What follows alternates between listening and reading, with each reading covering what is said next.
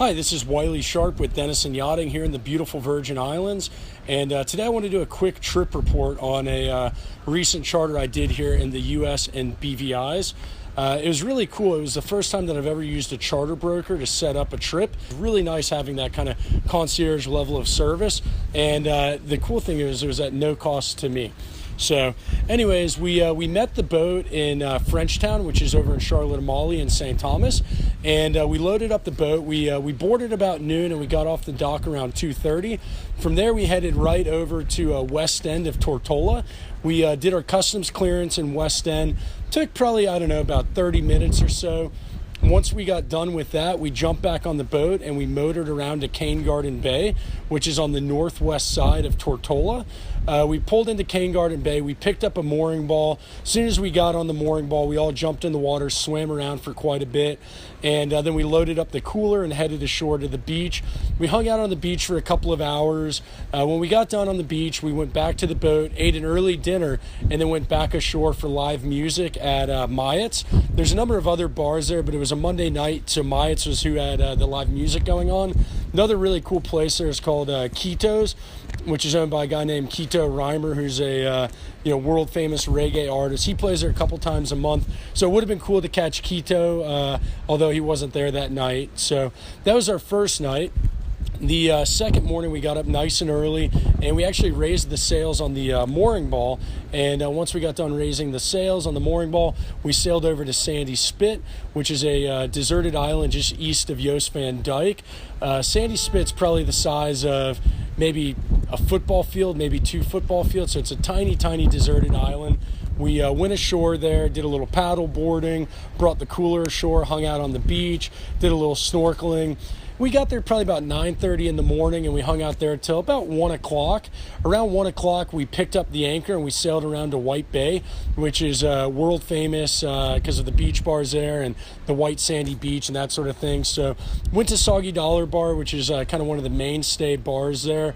It's affectionately known, or it's named Soggy Dollar, because before they would take credit cards, people would swim ashore and they'd pay with Soggy Dollar bills for their painkillers. So we hung out at Soggy Dollar, went to Hendo's Hideout, which is another really cool spot, went down to One Love, and once we got done there, then we went to the other side of the marina, or the other side of the bay, and went over to Ivan's, which is kind of on the east side of White Bay. I personally like Ivan's a lot because there's not much of a crowd there, and they've got a second level, so the vantage point is pretty cool to look over White Bay. They've also got a volleyball court there, so we played some beach volleyball. They've got a floating trampoline, so we went and hung out on that, and had a really good time. When we got done at White Bay in the afternoon, we picked up we were on a mooring ball, so we let go of the mooring ball and we pulled around to Great Harbor, which is the main anchorage in Jost Van Dyke. Picked up a mooring ball. We did a early dinner on the boat there, and then went ashore to Foxy's, which is a world famous kind of bar. They're one of the mainstay bars in the BVI. Kind of cool story about Foxy's is way back in the day, Foxy showed up and there's nothing there in Great Harbor, so he decided to put a bar and restaurant there.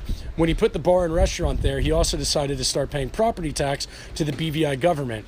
When the actual landowners from the UK showed up 10, 20 years later, whenever it was, they went to the BVI government and said, "Excuse me, there's a guy squatting on our land.